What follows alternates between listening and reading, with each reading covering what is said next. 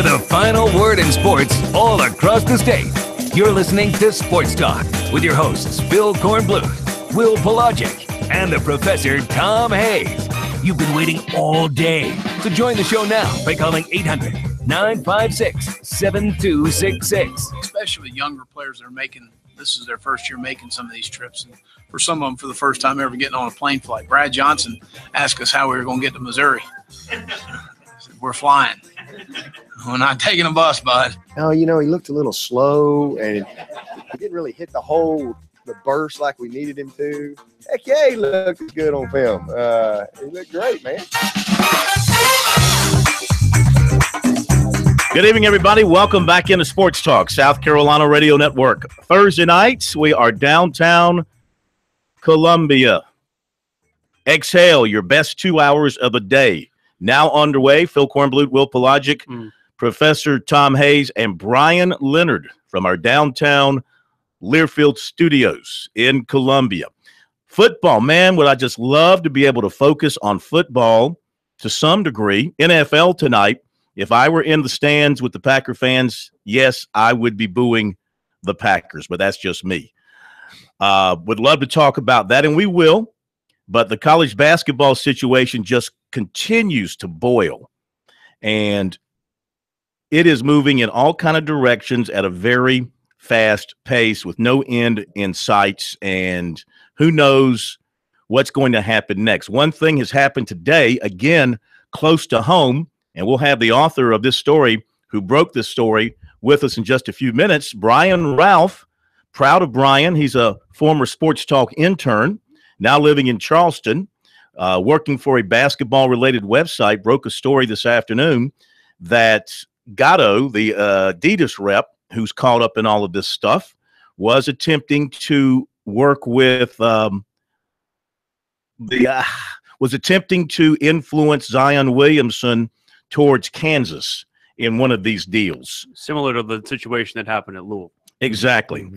So we'll have Brian on with us. He'll give us the details of what he has found out. And guys, I mean, this thing could involve who knows how many more people that we know and people that we don't know all across the college basketball spectrum. I think that every major college basketball program in a power league, especially the biggest of those programs that always deal with the AAU teams and the top flight players, they have better checked in their closets and in their drawers and under their beds to make sure they've got everything covered, because the FBI is coming for you. Well, when they ask for subpoenas of the youth leagues for Nike, you're going after the kingpin now. I mean, those tentacles are going to stretch. Internet, well, we know it's just going to be in the United States, but we're going to hear things internationally going on. I wouldn't be surprised. And South Carolina is, of course, entangled in this with the Lamont Evans connection. Lamont Evans fired today by Oklahoma State, terminated for cause in a one-line statement released today by the university there. Still no word about what South Carolina's involvement will be going forward in this, but you have to wonder whether or not the NCAA is going to come forward with any kind of inquiry to any school that's involved here. Because, as you know, Corn, the FBI gets involved. That's one thing. It's involving guys with the, jail times and things of that nature. But I'm sure the NCAA wants to get their hands on what they knew when and who knew what. Yeah. Look, again, I believe in giving the benefit of the doubt to those that deserve it. Sure. Now, in a case of like Patino, who has been through this so many times, the limit of giving the benefit of the doubt can only go so far. I don't think anybody was giving him the benefit of the doubt, much less his employers, because they saw through it very quickly and made a very quick move with him. Here locally, of course, you've got Frank Martin with one of his former assistants culpable in this thing, with activity going on while he was at South Carolina, allegedly with a player who was playing for Frank Martin at South Carolina. How much does Frank Martin know? When did he know it? If he knew anything at all. I mean, I'm sure these are questions that Ray Tanner, USC compliance are looking into as we speak, if they haven't already. I see where Alabama's bringing in an outside agency to investigate their program. They had a coach fired yesterday, a guy who used to work for the NCAA compliance. The compliance. Yeah. It's always the people who are closest Mhm. to it. It's always the people who are closest to at least the situation that end up getting nabbed. This is the dumbest thing of the whole thing, though, when you go back to Lamont Evans. Think about it. He made $22,000 in this deal under the table. He stood to make $600,000 a year at Oklahoma State. Why would you risk the title of associate head coach at a big-time program and a $600,000 a year salary for $22,000 under the table? That's where greed. greed to get you. Greed to get you there because, hey, I can make this. I can get this payment, get this knocked off. And let's face it, a lot of these guys, I bet you, even though they were doing wrong, their feeling was, hey, everybody's doing it. And the FBI is going to find out that everybody's been doing it. My whole thing is this. Number one, I don't know how you fix this. And number two, I don't know if there's going to be enough of a deterrent. I mean, yes, jail time will be a deterrent, but there's always going to be a way that the cheaters, we talk about this with the steroid era all the time, there's always going to be that the cheaters stay ahead of those who are seeking out the cheaters. And whether it's another way to get it under the table or funneling it offshore or whatever way that you could figure it out, there needs to be a way that this gets curtailed. I'm hoping we're close to the end of it. Well, here's a way. And let me just say this, too. Hey, football people, don't think you're all safe and Yes. tucked away. They're going to start looking at you, too, because you have shoe contracts and apparel contracts. And football has morphed more towards basketball activities and recruiting over the last 10 years with the emergence of the summer leagues, the 7-on-7s, and think about this, the change of playing style in football. What's most important more than ever in football? Quarterback. Yes. And you have these highly touted quarterbacks. Take Trevor Lawrence, for example, the Clemson commitment in Cartersville, Georgia, plays on a 7-on-7 team in the summer. I'm sure everybody who runs these leagues wants to have Trevor Lawrence and people like him, Justin Fields and others, these highly recruited quarterbacks to come play in their 7-on-7 leagues, sponsored by Under Armour or sponsored by Nike, whatever the case may be. And Nike Who's paying for the teams to go? Who's outfitting them? Where's that money going? What's the money trail? And if you're, I don't know in the case of Trevor Lawrence, who sponsors his team and where his money comes from. But Clemson's a Nike school. Let's just say it happens to be Nike. You could see where people would look at that with a dubious eye. And that's just an off the top of my head example. It could be Arizona and another quarterback, and it could be Adidas we're talking about. How would you distribute the blame? Because you could pervasively spread this out everywhere, to the kids, to the families, to the shoe companies, to the schools, to even us in extension, the media that props up a lot of this stuff. You could distribute it a lot of different ways. Well, I mean, you say blame as far as coaches doing what they're doing to try to get the best talents. I think what you have to do, and it's something that I've said here going back years, and the NCAA continues to ignore it, you have got to go back and you have got to redesign your business model for how you acquire your talent. The whole recruiting process needs to be blown up and redone. Now, don't ask me how, okay? I'm not that smart. But we can see now. You can see that it's wrong. It's a cash grab, and it's a talent grab. And this doesn't even begin with the argument of whether or not the players should be paid for going to play college football. Not even going there. I'm just talking about acquiring the talent and what has happened. It used to be, of course, a car would show up in a guy's driveway, wink, wink, and that sort of stuff. But it's become much more. Money. Yeah, it's become bag man here and there. And you had that in college football, of course you did, and you've had it in college basketball. But what's happening now with college basketball and the involvement of the FBI takes it to a whole new level. I would think that if you allowed the players to make money off their name and likeness outside of them getting a scholarship, you could probably curtail a lot of this. But, of course, it would create a bigger rat race. It would create another cheating thing where you get these advertisements if you come to my school. Well, yeah, like UCLA, Southern Cal, out in L.A., the big markets for sure. Right. Okay, we'll be right back. Brian Ralph coming up.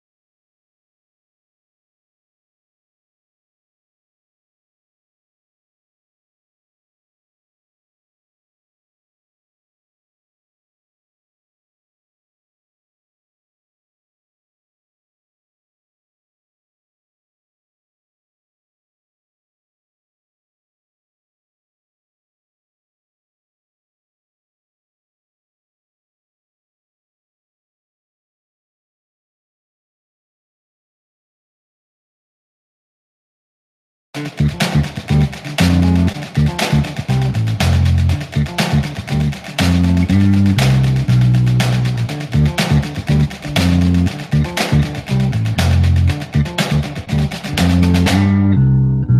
it is a Thursday edition, Sports Talk, South Carolina Radio Network from downtown Columbia, brought to you by your South Carolina Electric Cooperative, sponsor of the annual Touchstone Energy Cooperatives Bowl. To find out more about what co-ops are doing across the state, visit ecsc.org and save the date, December 9th, for the 2017 Touchstone Energy Cooperatives Bowl. You a little out of breath there, Corn?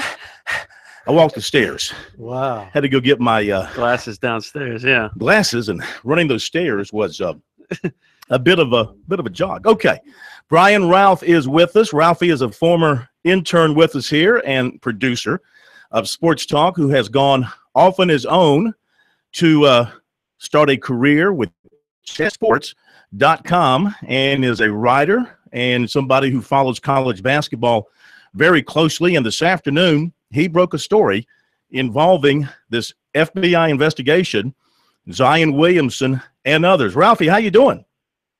I'm good, Corn. How are you guys doing? We are doing great. Thank you for joining us. Okay, we didn't go into the gut of your story, so give us the details about what you wrote. The details is we know with the FBI investigation of Adidas trying to steer recruits towards Adidas schools, specifically Louisville and specifically a player 12 in these court documents who, connecting all the dots, figures to be Brian Bowen, number 19 overall recruit in 2017 class. So they funneled about $100,000 to in order to get him to commit to Louisville. I have a couple sources telling me if they were trying to do something similar with Zion Williamson, getting him to go to Kansas, who is the top Adidas school really in college basketball. What kind of money are you talking about from what you're hearing in this case? Not sure about the money. We're not even sure necessarily if money had changed hands at this point. What we do know is that they were trying to influence him and doing whatever they could to influence him and sort of steer him in that direction. He has been recruited by basically everybody. He's the top recruit in the 2018 class. It seems to come down to Kansas and Kentucky for him. Those are kind of the two leaders for him right now, with Kansas obviously being the lone Adidas school of those two. He's got some friends, particularly five-star point guard Emmanuel Quickly, who's already committed to Kentucky. So he's sort of got the friends route at Kentucky or the Adidas route at Kansas, and Adidas was trying to make sure and do whatever they could to get him to choose Kansas before all of this sort of unraveled. Brian, what can you tell us about how much the contact has been reciprocated by Williamson or his family from either Kansas or Adidas or whatever the intermediary you're hearing from is? We do not have that information at this point. What we do know is his AAU team, the SC Supreme, is sponsored by Adidas and plays on the Adidas circuit. And during those events and circuits he's on in the summertime, the Adidas people are around all the time. And him being a top recruit is in contact with those people at pretty much all of these events. This is the problem, Brian, that we face now with college basketball and these top recruits and these schools that have ties to these shoe companies. We're all going to think the worst here when it comes to these guys making their decisions, correct? It's in a lot of people's minds, it's going to seem that way, especially looking back now at the 2017 class and even 2016 class as this sort of peaks. The guys who have made the surprise decisions are going to be the ones who really get looked at hard, I think, by the FBI and by fans. You also tweeted out earlier today on your site about what you believe and what you're hearing will be the case as far as the next schools to fall in line here in terms of the eye of the FBI investigation. Who are those schools, and what do you think is going to happen? Louisville and Miami have already been mentioned in the court documents. Louisville obviously has parted ways with Rick Pitino. They placed him on unpaid administrative leave. They basically fired him. There's a clause in his contract where he needed 10 days of notice of him being fired before he could actually be fired. And so that's sort of what this administrative leave is for him. The other schools, Miami, which recently switched to Adidas, reeled in some top line recruits. There's not a whole lot with Miami right now, but those are the two schools that have been identified. Miami has acknowledged that they're one of the schools and under the FBI investigation. Down the road, we've seen assistant coaches at Alabama or at Auburn get arrested already or charged, and there's going to be more, I think, with Auburn, specifically around Bruce Pearl.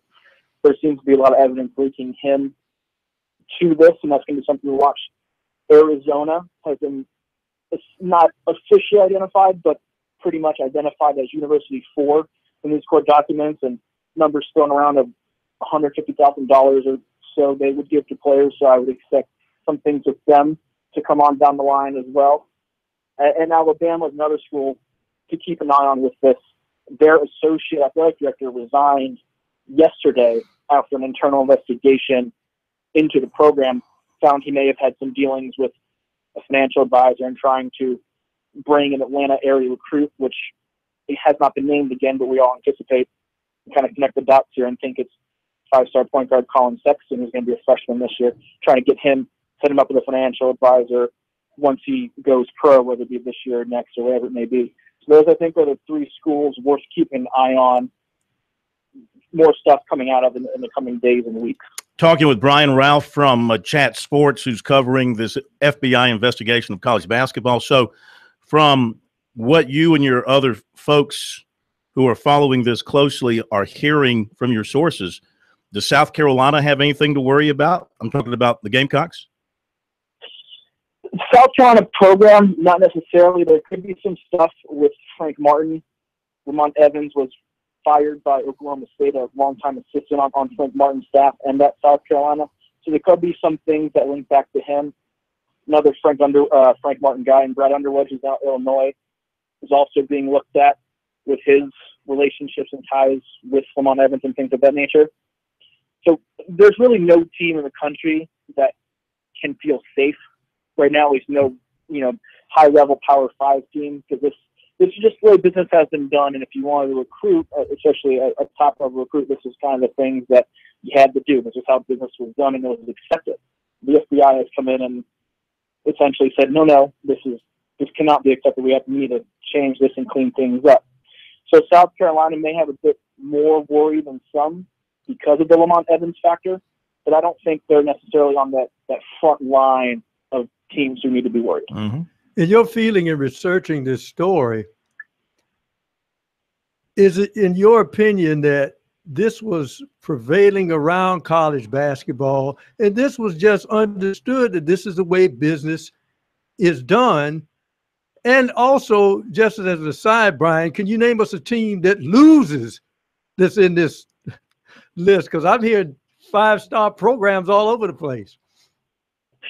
Yeah, this was something that was just generally accepted. Once shoe companies started getting in with college programs, giving deals to coaches, even back as far as the 80s, and then in order to get to these kids sooner, they started sponsoring AAU teams, and then it turned into this whole, you have basically summer AAU team circuits where you did play on the Adidas circuit or Nike circuit or what have you, and you only play on those teams.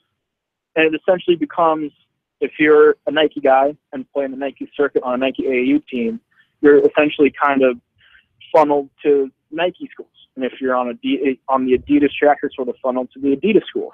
And there was a lot of built-in incentive for the AAU coaches to steer and kind of direct these players to Adidas schools, Nike schools, whatever their AAU team was affiliated with. Because if you're a top guy, if you're in Adidas school and your top guy ended up going to, let's say, Kentucky or another Nike school just for their best interest in NBA prospects, Adidas may not re-up their sponsorship of your AAU team.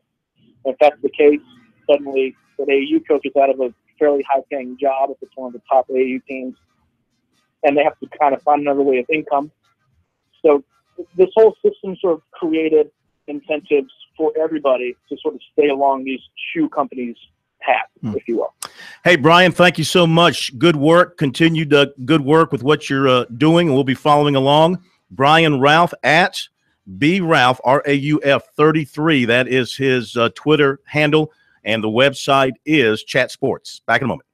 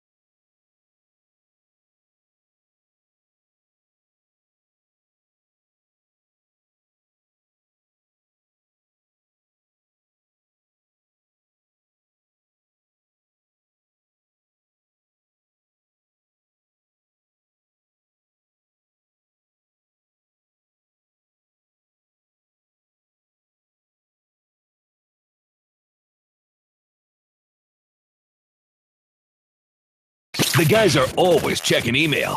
Send your comments or questions to talkback@sportstalksc.com. Now, more of Sports Talk from Columbia's Main Street. All right, can we get away from basketball for a little while and FBI stings and wiretaps and under-the-table investigations and pay for play and all that kind of stuff? Let's go to a clean sport. Let's go to yeah, right. Let's go to football. Clean. Chuck Reedy, the coach, Steve Tannehill, the quarterback. I'm going to ask both of you. All right, this stuff doesn't go on in football recruiting, Coach, does it? We don't have money changing hands and things going to AAU types and all this kind of stuff? Well, you don't have AAU involved. So, I like that answer, Coach. I like that answer. But I don't know about the rest of that. He declines to comment. What about Steve? Did you do when you were coming along, Steve, back in the '90s? I mean, 7-on-7 summer leagues and all that. That wasn't prevalent, was it? We played a few 7-on-7 games my senior year, actually. Mm-hmm. But there's no AAU or anything like that. Yeah. So, and I don't know anything about pay for play. I don't even know what that means. Okay. Let's move on to actual games and football-related talk. Good to have both of you here, the coach and the quarterback. Chuck, let's look at Clemson from last Saturday. Why did they have such a hard time getting going against Boston College?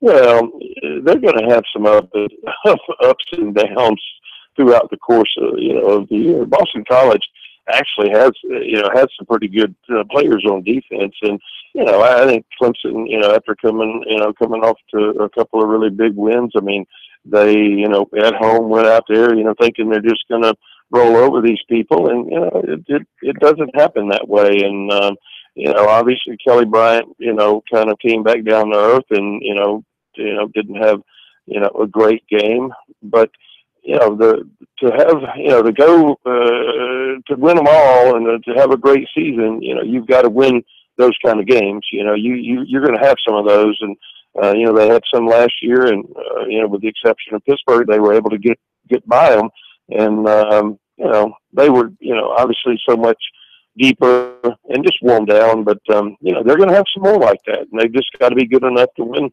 When the game's over, come out with a W. Steve, I'm going to ask you the same question I asked Will Muschamp, but I'm going to put the caveat in there that says, aside from using Deebo Samuel as an excuse/answer, what are the barriers to South Carolina becoming that, quote, explosive offense that many expected they would be when we thought of them in the preseason? Well, if I can ask you the same question, because I'm confused. Not about your question, but about the answer. We have a lot of talent on offense, and I really think that 27's a good running back. I think 25's a good third down back. Dowdell's good. I don't know what we're doing on offense. I said it last week on the show, and I still don't know what we're doing. We have good wideouts. Even though Deebo's not playing, we still have good wideouts. We have the number 2 tight end in the country, ranked by the NFL scouts, and I think we have a very, very good quarterback. And we score 14 points. And without Jake's run, I mean, everybody looks at Brian Edwards' catch, but Jake's run set that up. And I just don't understand why we're not scoring points. Well, it's bland. I mean, the offense is bland. I ain't seen a trick play. There's no reverses. I mean, it's very bland offense. And, I, as a coach and a quarterback, I don't know what we're trying to do on offense. We get 2nd and 1. 2nd and 1 is a take a shot play. Mm-hmm. Any offensive coordinator will tell you that. Any defensive coordinator will tell you that. That's the chance. And I mean, what do we do? Throw a 5-yard out?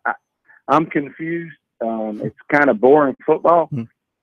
And as a fan, which is all I am now, and I'm not putting anyone down, I'm just the offense is boring. You're keeping it real. Well, that brings up a question for Coach, because we always talk about, well, not always, but you set up the run fast. But, Coach, it seems to me more and more as teams just dare you to throw, that you almost have a feeling that you throw deep early to put the fear of God in those safeties and get them out of the box. Then you start to run the football. What is your philosophy from looking at defenses that predicates to you throwing deep early versus just setting up the run and being stubborn with it? Well, there's a couple things. Certainly you get the ball thrown down the field. I mean, you've got to take some shots, just like Steve said. I mean, you've got opportunities, where you've got to throw the ball down the field. The thing that South Carolina doesn't have right now, certainly without Samuel, they don't have a guy that can really stretch the field vertically. I mean, Ortre and Edwards, are big guys. I mean, they're both excellent receivers, and they can go up and get the ball, but they're not going to run by anybody. And so, you're a little bit limited there. But, they've got to be able to run the football. I mean, they're not going to beat anybody if they can't run the ball. I mean, you can throw the ball, and they can go out there every week, and Bentley can throw for 300 yards, and they're not going to beat anybody if they can't run for 150 yards. Because I mean, people, if they can't run, then they're going to tee off on the quarterback, and they're going to give you all kind of coverages, and it's going to be tough. It's just going to be tough to score any points. I mean, I'm like Steve. I mean, not being critical of anybody, but I think everybody thought that for the first time in Coach Muschamp's head coaching career, he had a quarterback, and that you were going to see some things that were different. And, the game the other day was certainly, I mean, that was very, very disappointing, I think, to anybody that's a Carolina fan. Let me ask both of you while we're talking about the Gamecocks, and it's the coach and the quarterback with us here on Sports Talk, and I'll begin with you, Chuck. And I threw this out, I think, earlier in the week, but I don't know. I'm not an expert on this stuff. You guys are. Are they in the wrong offense for what they've got? I mean, Bentley's not a running quarterback. If I'm a defensive coordinator, I'm not respecting his running ability. I'm respecting his throwing ability. And with those receivers, I would think they would be an air raid offense and not mess around with this RPO stuff. Now, maybe that's just what everybody does, and that's why you do it, Chuck. But am I wrong in suggesting and thinking that maybe you line up in kind of an I and with a tight end and motion and drop back and play action and take advantage of his skills that way? Well, now, of course, you're talking my language now, and I totally agree with that. I mean, I think, that, you got a guy like Hurst. I mean, I think if you were in somewhat of a tailback offense with under center and move him around as kind of an H-back guy, where you could have a lead blocker. If you wanted to run the sweep, which, they don't have a lead blocker on any play right now. Mm-hmm. And I think Tyson Williams, from what I've seen, I think he could really be a heck of a good running back. But, I think you're right. And be a play action team and do some of those things. What they're doing right now, and obviously they've got a lot of time and practice invested in it, but, certainly, it hadn't worked very well in the first 4 ball games. Steve, what do you think? Well, let's just be honest. Offense stinks. I mean, they're not scoring points, and it doesn't matter. Jake's playing well. It doesn't matter if the quarterback throws for 280, 300 yards. If you don't have the 14 points, you don't have the 14 points. I don't really think they're running an RPO offense. I think that they want to try to establish this running game, and then it's a dink and dunk offense. And to me, I think we do have players, or Trey Smith, 6'5", throw it up a couple of times. And I'm just going back to me as a coach and as a player. When we were good on offense in 94, 95, and even in 95 when I was my senior year, we lost. We were 4-6-1, but we scored 37 points a game. Mm-hmm. We didn't have the greatest speed in the world, but we still took 4 or 5 shots a game. And I always did that as a coach.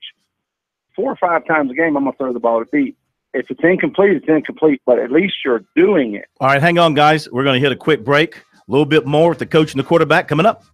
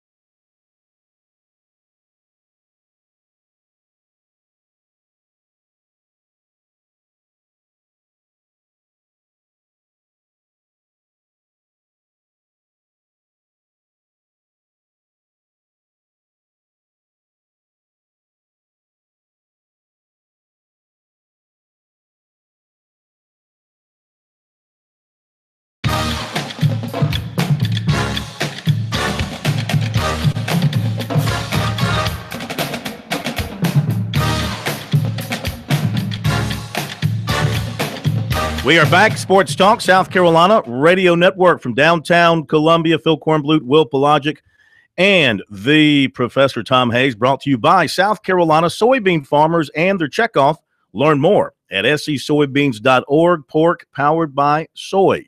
We have the coach and the quarterback with us here on Sports Talk. Let's go back to Clemson for a moment. We've pretty much ripped up the Gamecock offense. Steve, Kelly Bryant, look, he struggled. He had a couple of picks against BC, whatever the case may be. Was that regression or just a bad day at the office for him? I don't think he can regress. I mean, it's one of those games, kind of like a catch game. He's played so well, and I don't think that Kelly is a true passer. I think he is a quarterback that makes plays and uses his feet and can throw the ball deep. So it's just one of those games. But the true test of a great football team is winning the game. Really that game was close, and then Clemson pulled away. And when you have a defense that's that good, you can take chances. And I think Kelly's a smart guy. I coached against him when he was at Abbeville, and then it ran for 7-on-7s. He can play the game. And you can take chances and make mistakes when your defense is that good.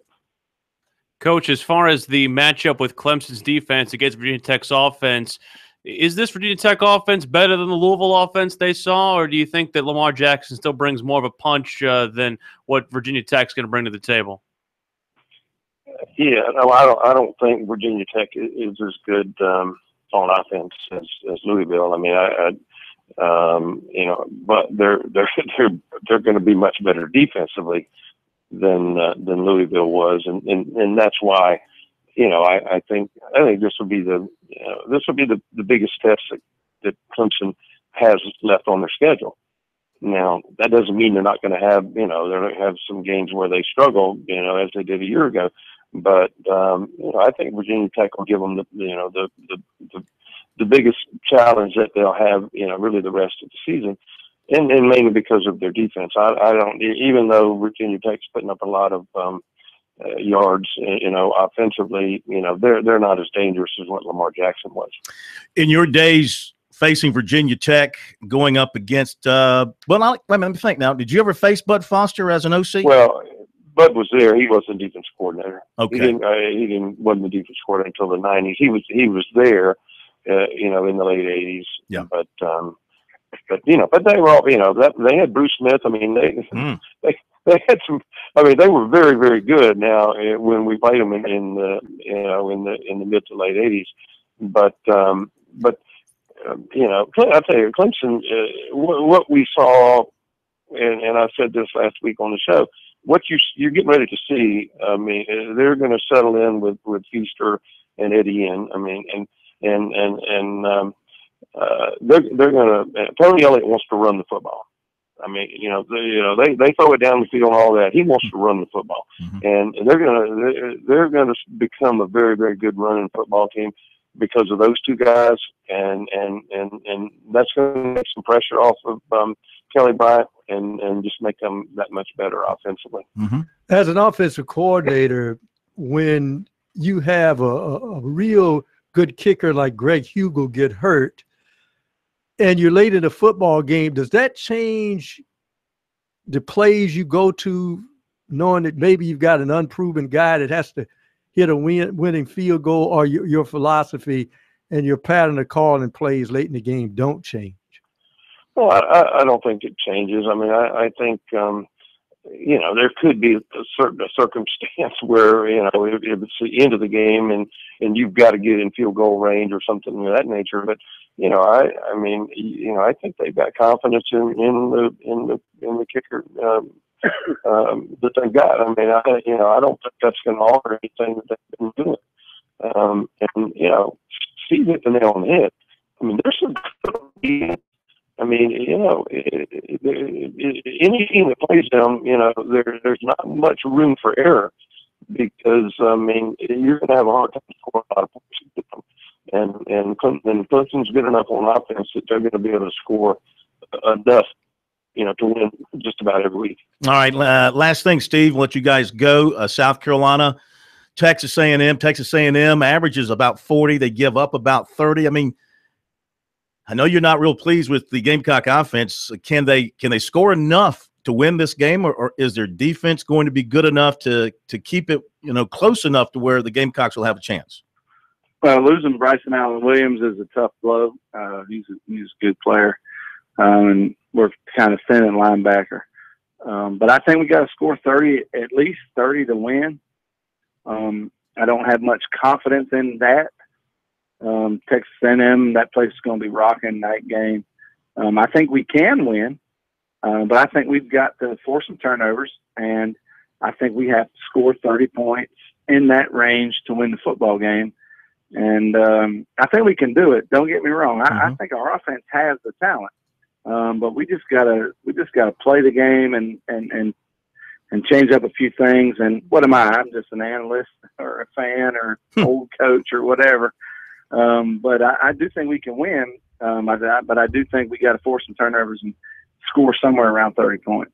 Now, this will put a smile on your face. Looking at the high school stats from the high school sports report, the state's leading passer is from Chesterfield.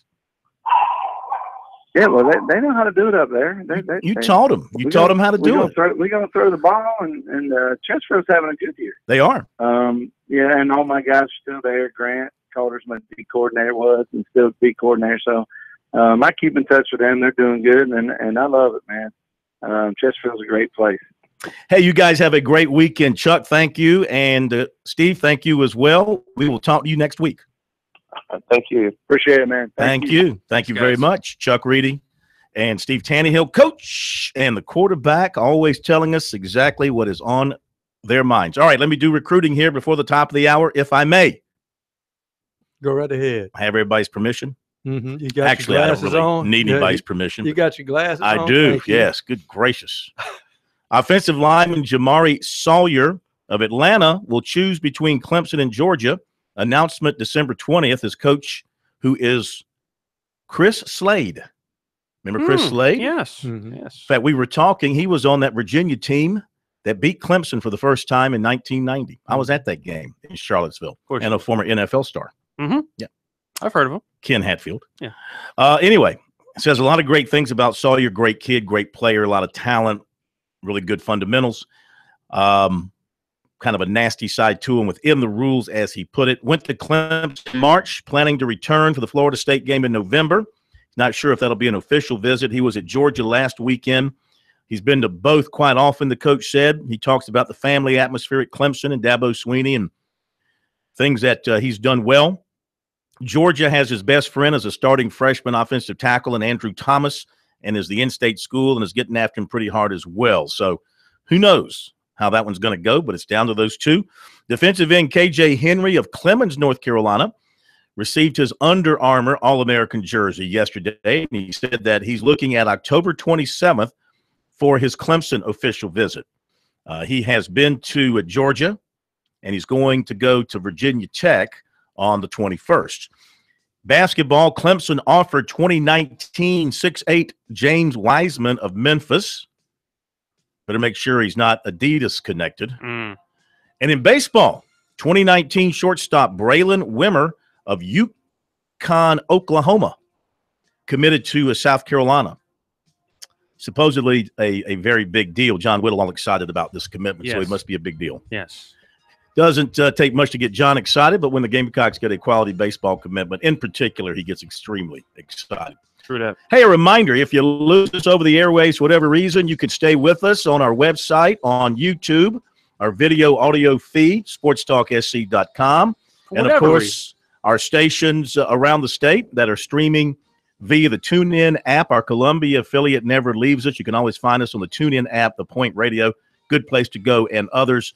So find us if you lose us, and we'll be back.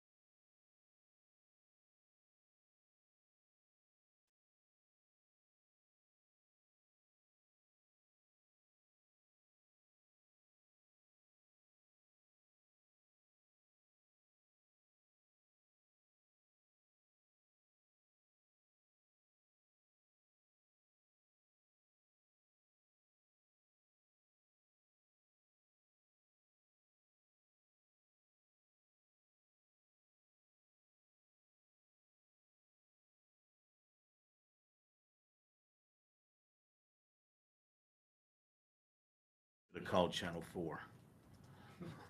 Call Channel 13 in Asheville. He's in Carolina 21. Should have called Channel 4. I already told everybody on the air that you were out there. I'll lie. Yes, sir. Want to do it? Across the state, you were out there and would have the scoop.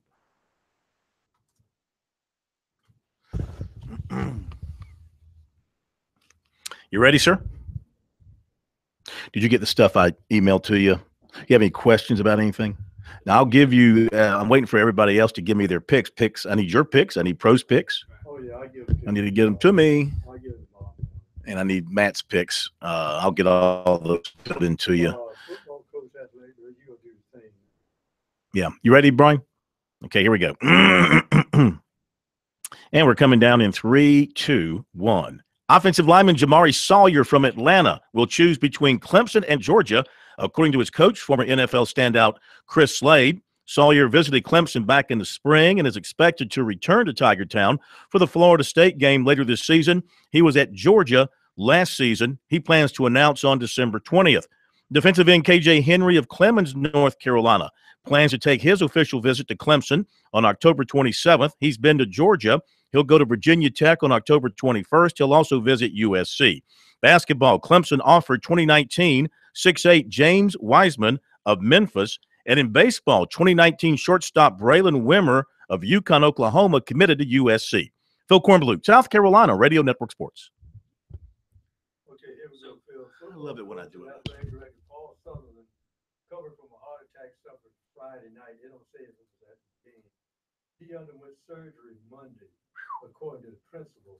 Chris Dove, the defense coordinator. This is the list you were talking about, the one that goes in order here. The preview list? Yeah, I sent you that, right? Yeah. That's the preview. And so do you see how to read it? Yeah. It shows you the matchups of the ranked teams against their opponents and tells you where they're ranked, if they're in which class they're ranked. But you also care about the unranked teams, obviously, correct? Well, all the scores, yeah. But I'm talking about, you won't have to worry about this because I'll do the preview in the sportscast tomorrow. But when I preview things, I just look for the best matchups of teams, But yeah, you do the scores from everybody. Yeah. Do you want to use my score sheets? You got your own. I'll use your score sheet. Have I sent those to you? You have not. Well, why don't we send them to you? That'd be great. That has this week's games on it? No, when I used to do that,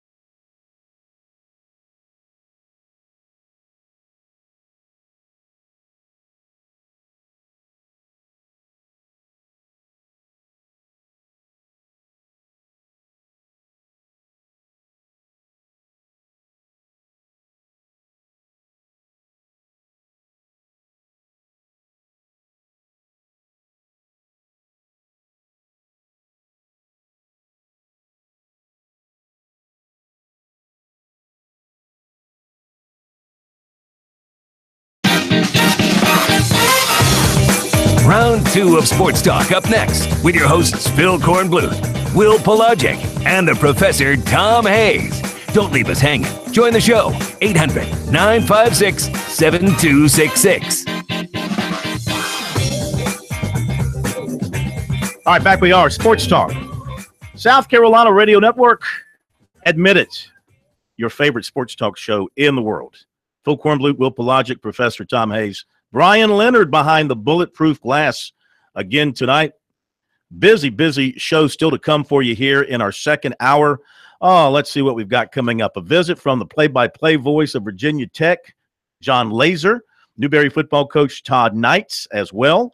One-on-one interview with Clemson safety Tanner Muse, and some comments from USC's Danny Fennell. Yes, all that coming your way. Quick note, if you have not heard this, because of the situation in Puerto Rico, they have moved the Puerto Rico tip-off basketball tournament to the HTC Center at Coastal. That'll be November 16 through 19 with a day off on the 18th for football. USC's in this and will play Illinois State in the first game, 11:30 a.m. on that Thursday, November 16th. So that gives us another tournament in the state. Clemson will be playing in the tournament in Charleston, the Charleston Classic as well, around Thanksgiving time. So basketball practice, if they haven't shut down the sport, will begin across the country here beginning, I think tomorrow and over the weekend. Mike Morgan joins us. You think you'll have any major college basketball games to call this year? They're going to let them play? Of course, they're going to let them play. The sport will be fine. This kind of stuff at some level has been going on in college basketball and college football for a long time. Let's not all act surprised about this, but obviously there are going to be some programs hit pretty hard when it's all said and done. I don't think the FBI has been in it on it, though. This is taking it to a whole new level. Let me mention that Mike is brought to you by Founders Federal Credit Union. Check out foundersfcu.com. Learn how they can assist you in all of your financial needs. And by Play It Again Sports in Columbia, Chris Mosley and the guys over there, they have everything you need in the way of golf equipment, fitness equipment, water sports, and more. Bauer Parkway in Harbison. Yeah, you're right. I mean, look, nobody is stupid enough to think that this stuff hasn't been going on in basketball and football for decades. But Mike, this FBI thing, and the mindset of the guy with the FBI, the guy up in New York, the U.S. attorney, his mindset is this thing could lead many different directions. It could go on for a long time. And like he said, we've got your game plan, and we're basically coming after you. Yeah. When you read this story, and I've read quite a bit of it, today I was looking at the details of the Chuck Person situation at Auburn. I mean, it has chapter and verse of all the things that went on with him. The only part of this equation to me that's unique, obviously the FBI. Well, what brings the FBI in? The FBI is worried about other things more than college athletes getting money under the table. But when you throw financial advisors and bribery into the mix, and you start hearing terms like pyramid scheme, Ponzi scheme, that's where this becomes a heck of a lot bigger than an NCAA issue. And that's why this is somewhat unique. Again, not surprised. You look at who these people are, how they're going about it, what they're trying to sell these kids on in order to get them to be a part of all this. And, we've heard the term bag men for years, and there's a lot of pretty shady assistant coaches. AAU is incredibly corrupt, has been for many years. But somebody was stupid enough to get involved on a financial advisor level and to start trying to go that way. So they're not just trying to get these kids to commit to a particular school. I mean, they're trying to get it where you got the kid for life, because he's going to get all that money and he's going to put it into your financial advisor firm or what have you. You got another guy who's, selling custom made suits, who apparently made suits for the top 7 picks in the NBA draft. Those are some of the things that make this a little bit unique. And I think we're all just waiting for the fallout. The only thing that bothers me, guys, when people feel obligated to talk about this story, as you should if you're doing a show or you're in the media, is that when they use it as an excuse to kind of turn it into what their own opinion of how college athletics should be run. if you think this is an issue of, well, we pay these kids $1,000 a month, and all of a sudden they're not going to turn down $100,000 from somebody. Corruption is going to be there whether they're getting stipends or not. There are always going to be people on the take. There are people that steal that make a lot of money. There are people that on Wall Street that are involved in crime that are already making a six-figure salary. So the point is that you're never going to put an end to all this, and just trying to put a simple Band-Aid of, well, clearly if we just pay these kids, this will all clean up. That's a ridiculous assumption on my part. In my opinion, that people are making. Gee, Mike, I've never heard you criticize yourself like that before. It's good. Yes. Double M, the Gamecocks going down to College Station and taking on the Aggies. I think we're still looking for the South Carolina offense to come out of hibernation. Is this the week they get healthy against a defense that gives up a lot of points? It better be. If you can't put points up against this defense, there's a lot of games on that schedule left that you won't, because for whatever reason, John Chavis, who is a defense coordinator who was great everywhere else he was, but for some reason at Texas A&M under Kevin Sumlin, it hasn't worked. And they haven't been able to stop people, and that's been the biggest flaw, and not the only one, for Texas A&M the last few years. So I'd like to think that there's enough talent on that Gamecock offense where they could do a heck of a lot better. I've read stories about going more up-tempo, trying to call more plays, Coach Roper trying to mix things up. I would agree with all those things, because there's no excuse to score 17 points against Louisiana Tech. Now, Mike, you were at Georgia last weekend, I believe. Correct. Every week it seems that, or every year, Georgia has been, lack of a better term, a tease. Are you a believer after last Saturday that they're not just a tease this year? Yeah, I am. I don't think this is your typical tease. The Georgia teams in the past, there's always kind of a sexiness about Georgia with certain star power at key positions, but at the end of the day, they're not a really good team. I think this has a chance to be a really good team. I'm not saying they're Alabama. I am saying it's the only team in this league that could actually give Alabama a game, in my opinion. Some people would say Auburn. People at the beginning of the year were saying, well, LSU can, Florida can, Tennessee can. I never bought into any of that. I think that Georgia is the one team with that defense and two good running backs. If they figure out things at wide receiver, if they get stronger on the offensive line, forget about who the quarterback is, Eason or Fromm. I think they are far and away the best team in the East and could actually give Alabama a game a la like what we saw in 2012 when they were 4 or 5 yards away from pulling off that upset. Are they a better team with Fromm at quarterback? Oh, that's a tough question. Look, I've seen the kid in person the last 2 weeks, so I like what I see there. And I saw a lot of weaknesses out of Eason last year as a freshman. There's no question about the fact that Eason has better, quote-unquote, arm talent. You talk to their coaches, he can make throws that Fromm will never be able to make. He can make throws that 99% of college quarterbacks will never be able to make. The problem is, a lot of times he didn't make those throws. He was at times inaccurate. Forget about all the leadership controversy, and that's, I think that's still there in some respect.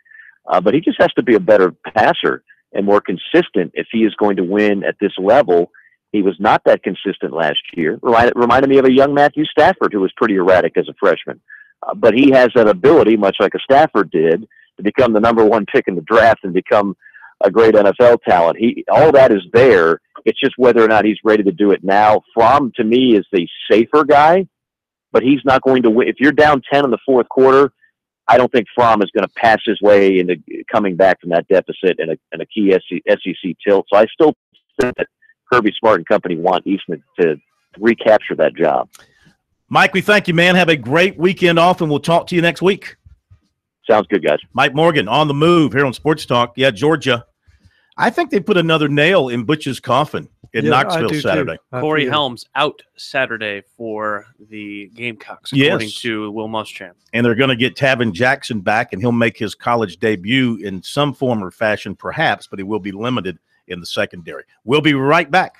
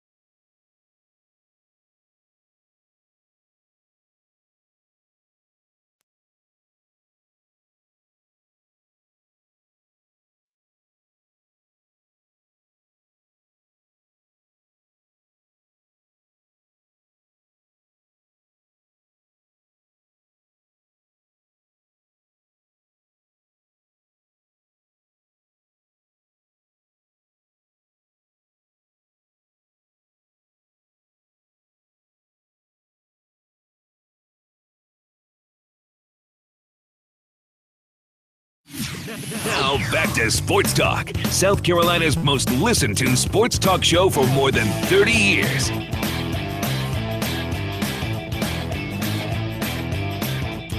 Welcome back in Sports Talk, South Carolina Radio Network on a Thursday night from Columbia. Going to find out a little bit more about Virginia Tech here in just a moment and what is ahead for the Clemson Tigers. Let me give you a quick high school football report brought to you by Farm Bureau Insurance. With new auto insurance rates from Farm Bureau, you could be saving a whole lot of money.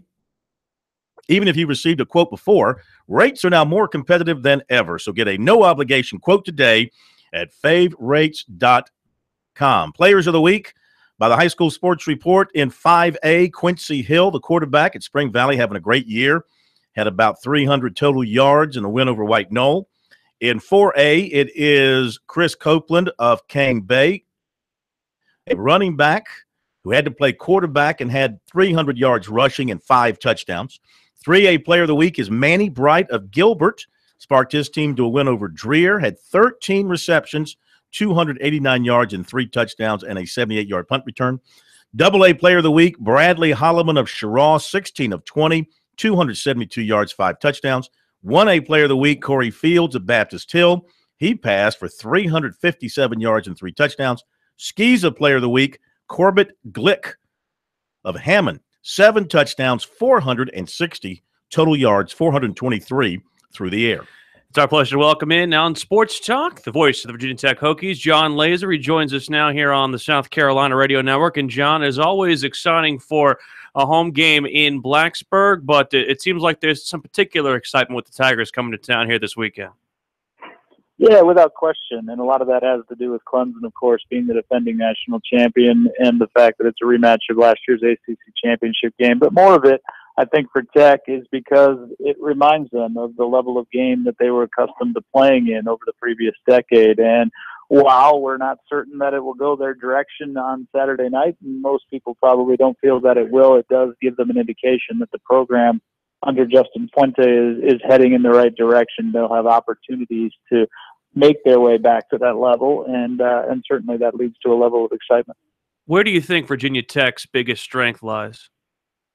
Oh, their defense, without question, and Justin Fuente has been quick to point that out. You know, we have some guys that we're replacing on the offensive side. We have some inexperience. They have had some success, not certainly against the level of competition that they'll face this weekend with Clemson. But on the defensive side of the ball, this is a top 10 national defense, guys. I would be surprised, barring injury, if they're not right there when all is said and done here in a couple of months, because they've got, just like Clemson does, some ferocious hitters in the linebacking core. They have arguably one of the top 3 secondaries in the country. And then the thin nature of that side of the ball is on the line, but it's not the first 4. That's a very potent group, and your depth there is really your only defensive concern. So the strength of this football team, without question, and as it often has been over the last 30 years, is on the defensive side of the ball, led by Bud Foster. John, this question will help me correct an error I made last night. Sometimes I'm Mr. Stupid talking about Virginia Tech, and I said, I don't think they run the ball all that well. Then I went back and did some checking, and yes, Virginia Tech does run the ball well at over 200 yards per game, and I went back and watched your tape from this past weekend, and you've got some explosive runners and a bevy of running backs. No one guy carries the mail a lot. They seem to spread it around. Is that by design or just the way the season has played out to this point? No, that's by design. That's the way that Justin Fuente and Brad Cornelson like to coordinate their offense. And I think also it's because you do have some guys that are capable of being explosive in the running game, Trayvon McMillan and Deshaun McLeese most specifically, but you don't have that bell cow type back that you're just going to ride throughout the entirety of a game. And at this point, they've been content to find their yards on the ground in a less than traditional sense. Last year, it was primarily through their quarterback, Gerard Evans, and Josh Jackson has had some success in that area this season, but he's not the physical runner that Gerard was, and I would look for them to taper that down. But they don't care if it's between the tackles, middle handoff to any of their 3 running backs that they've mixed in before the game has been in hand. If it's on a sweep, it's on a sweep. If it's on quarterback power, it's on quarterback power. If it's on a counter, it's on a counter. And Justin Fuente, that's the first thing he says anytime he gives a speech. He says, guys, I know you're going to ask me about the running game, and I tell you, and trust me when I say I don't care who gets the yardage. We recognize we need to be balanced, but we don't care how we get there. Mm-hmm. recognized as a great offensive mind in college football before going to Memphis. Obviously was OC and quarterbacks coach at TCU when they had that explosive offense. First of all, the fans, how do they feel about Justin Fuente and the fact that he's had two different quarterbacks that have been very successful in his 2 years at the helm? He seems to know what he does when he's teaching quarterbacks.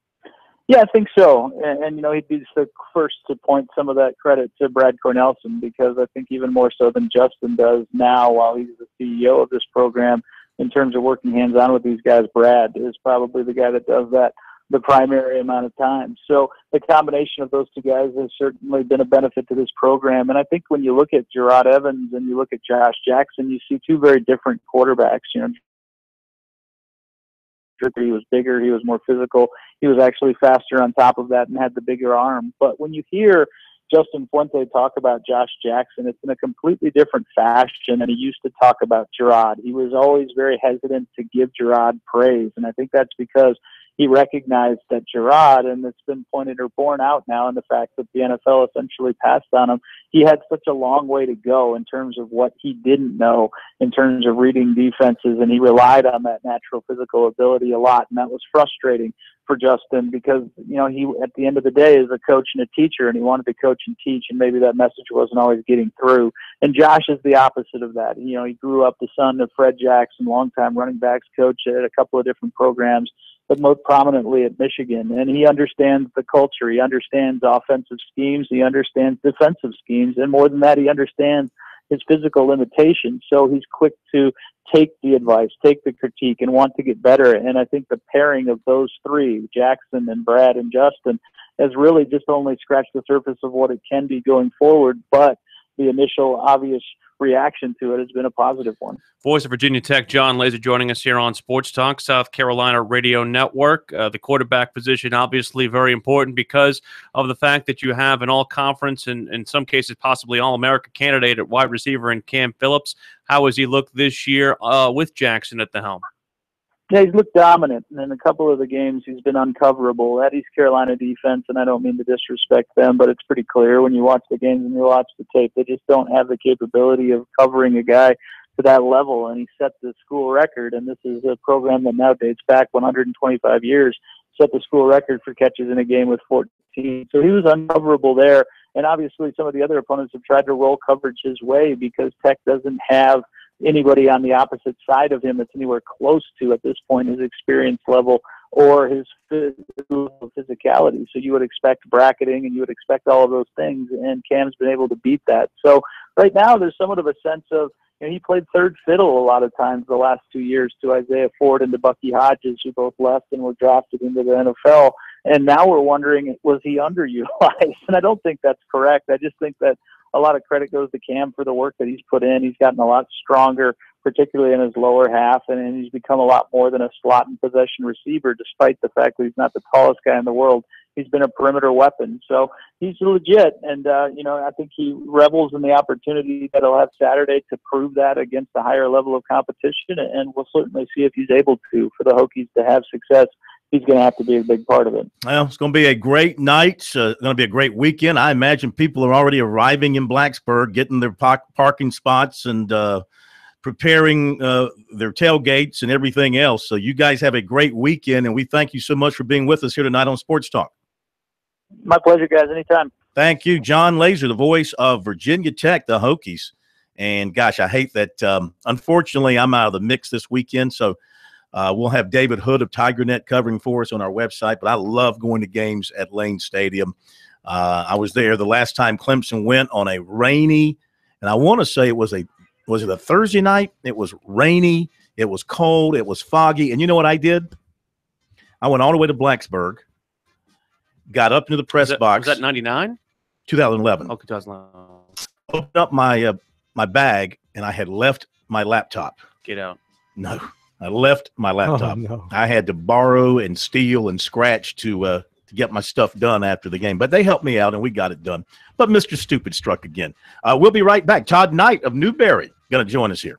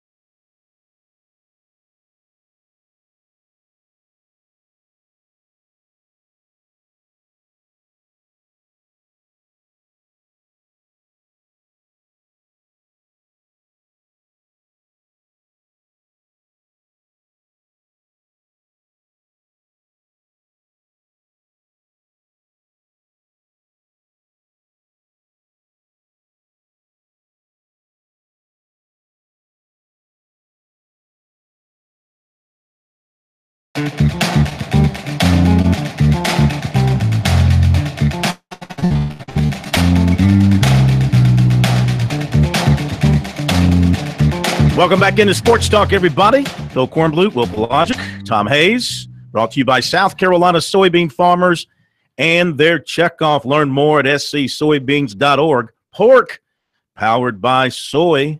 Let's welcome in the head coach of the Newberry College Wolves, Coach Todd Knight. Big win last week at Carson Newman. I know Carson Newman is going through some changes, but it's always good to beat those guys, especially when you're on the road doing it. Coach, congratulations. Good to have you with us. And how are you feeling about this season so far? Not bad. Thank you, sir, for having us on tonight. Big win on the road up at Jefferson City. Tough place to win at.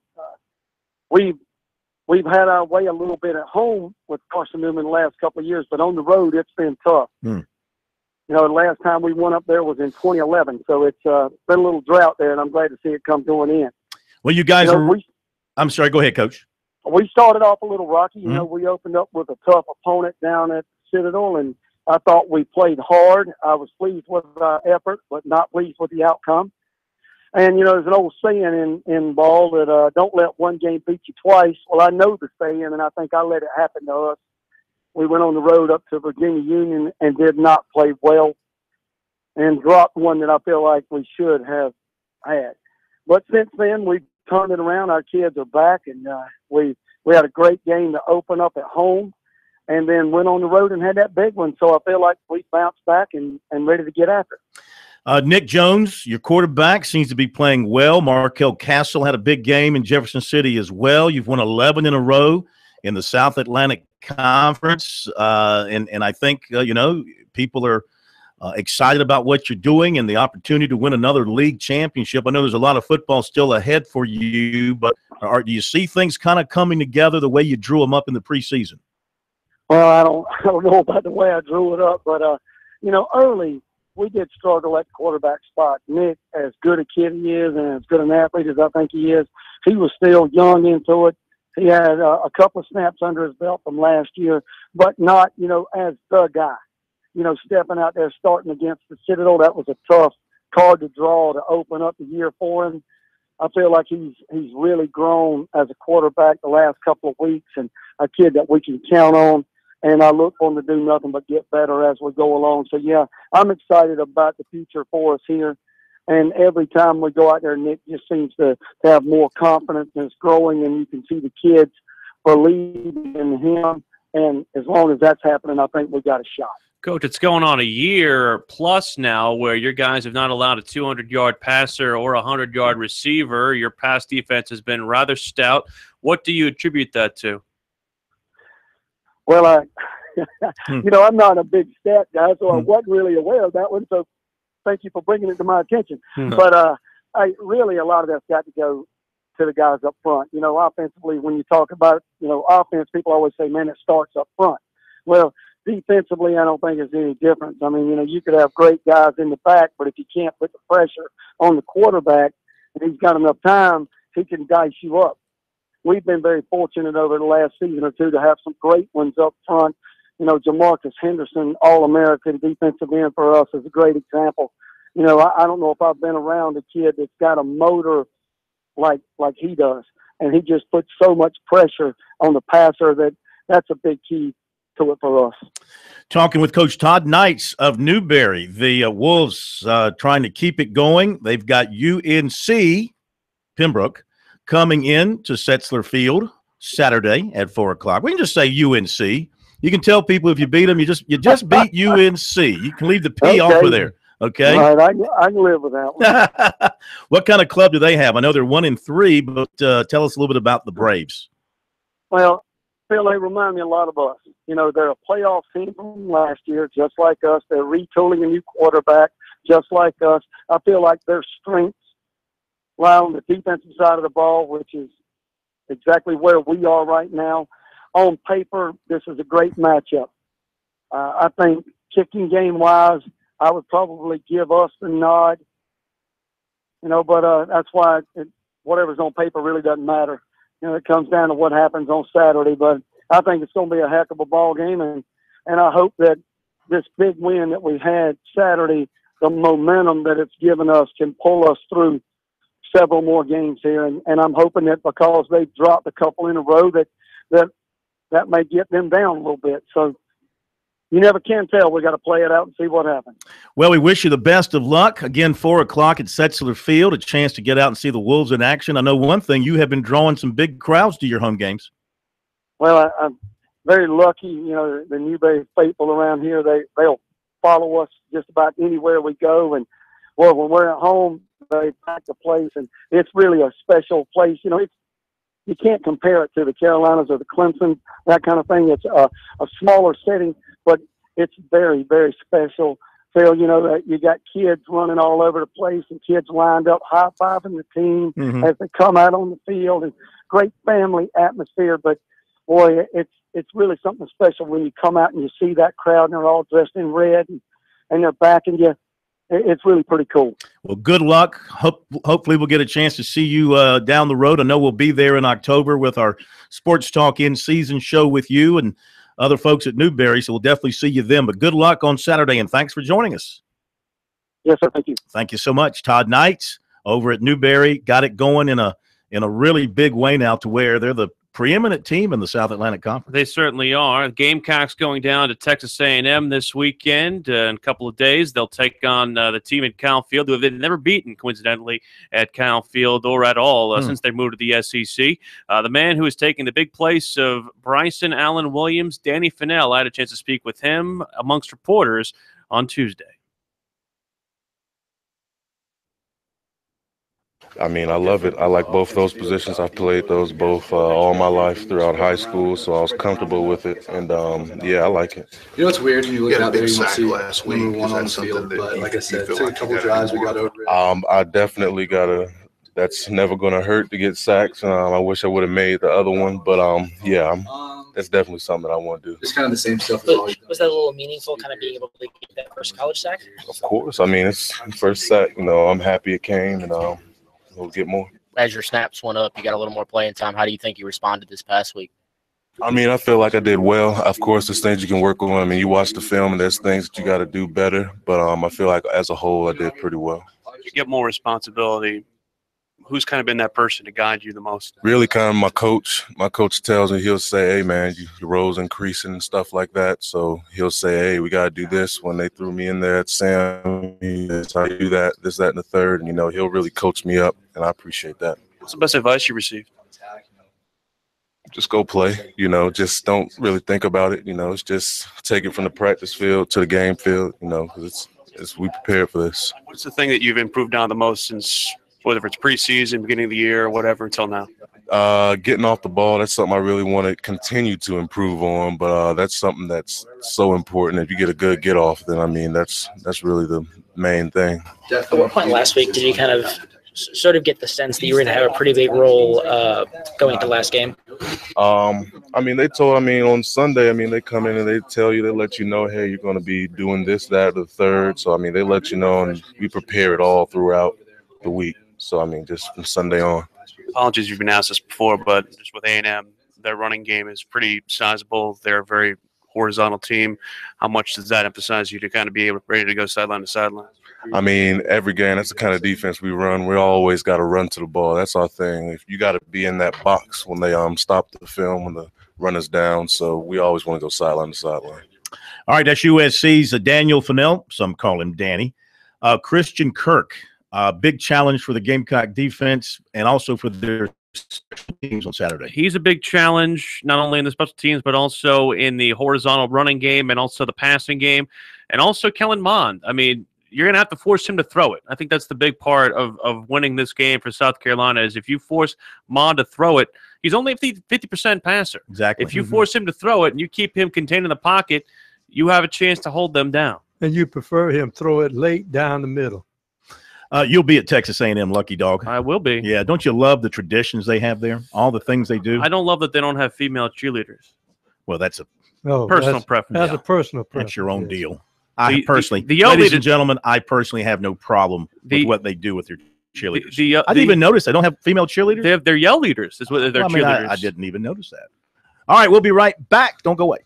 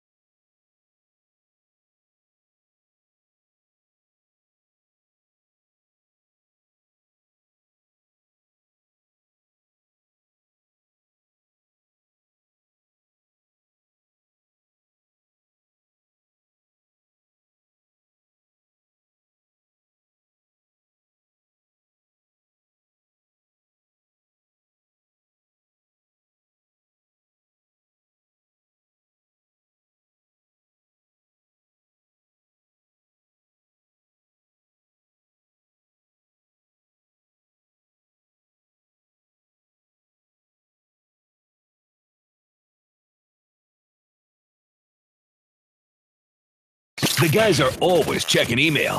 Send your comments or questions to talkback@sportstalksc.com. Now, more of Sports Talk from Columbia's Main Street. All right, we're back. Coming up, pretty interesting interview, I think, with Tanner Muse of Clemson. Stay tuned for that. Give you another quick high school football report.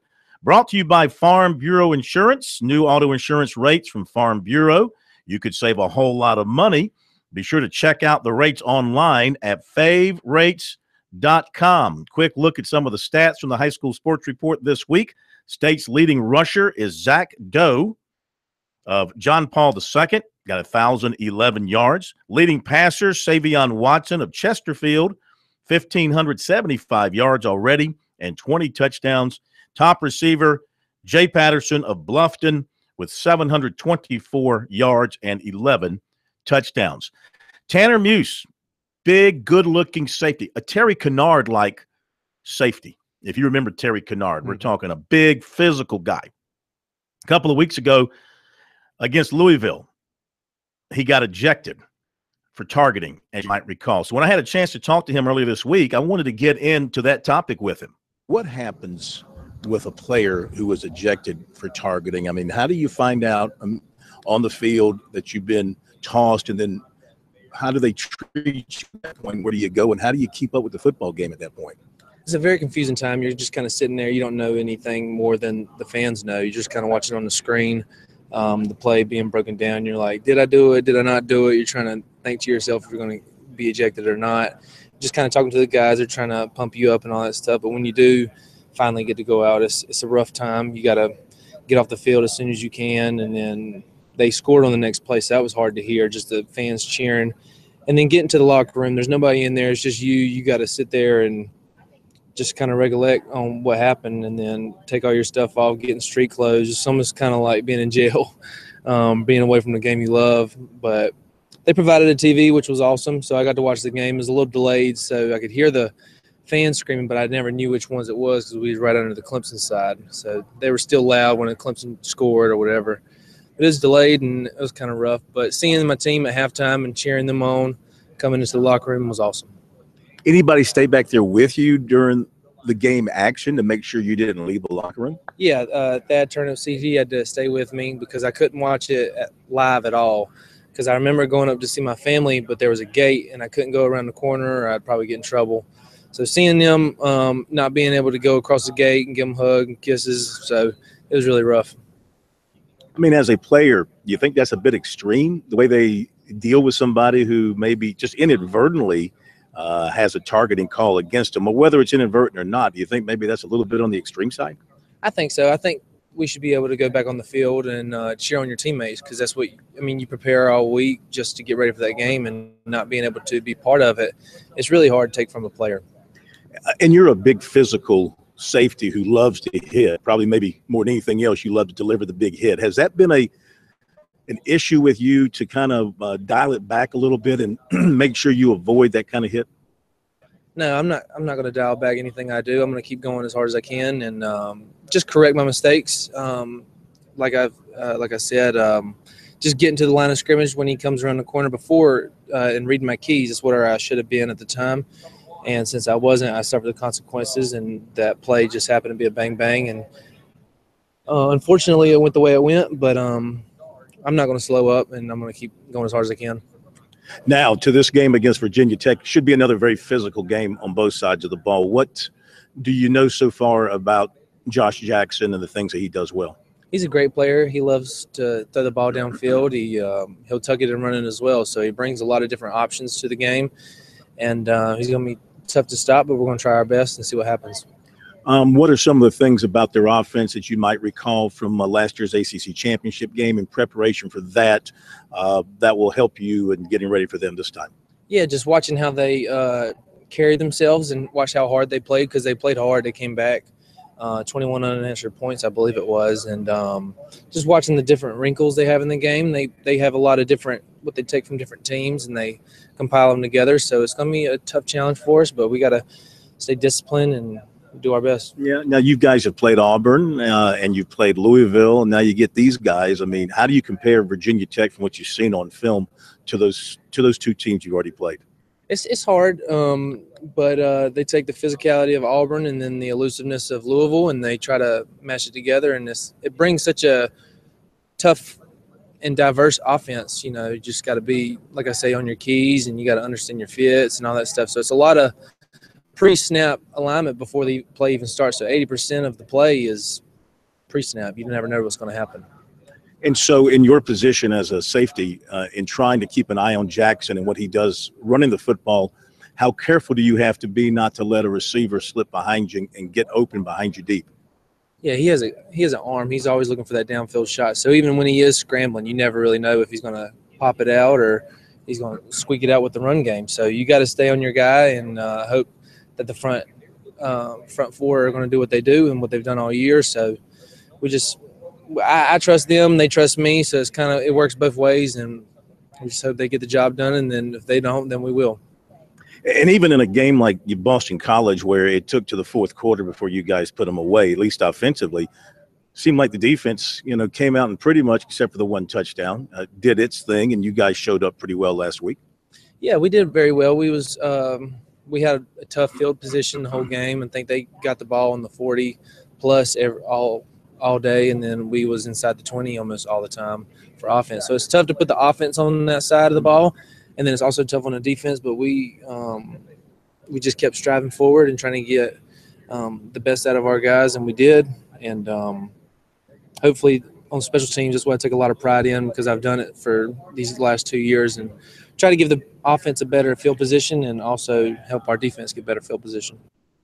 Okay, Tanner Muse of the Tigers, a big test ahead for the Clemson defense coming up on Saturday. Pete Yannity from News Channel 7 up in Spartanburg has shared this with us. They reached out to Lee Anderson, stepfather of Zion Williamson, in lieu of the story that we talked about earlier tonight from Chat Sports and Brian Ralph. And this from Lee Anderson. The full story will be on WSPA.com, but from Lee Anderson, he told News Channel 7 Sports, or I think they call it just 7 Sports now, no one from Adidas approached Zion or his family. He said he's aware of the Chat Sports article and adds, quote, if anyone approached the family without Zion's best interest in mind, we would simply walk away. Anderson adds that no one outside the family will have any sway over Williamson's decision, and that no decision on his college choice is close at this point. Paul Strelo, who covers Clemson recruiting for Tiger Illustrated, has been writing last couple of weeks his belief that Clemson is a lot stronger with Williamson than most have believed.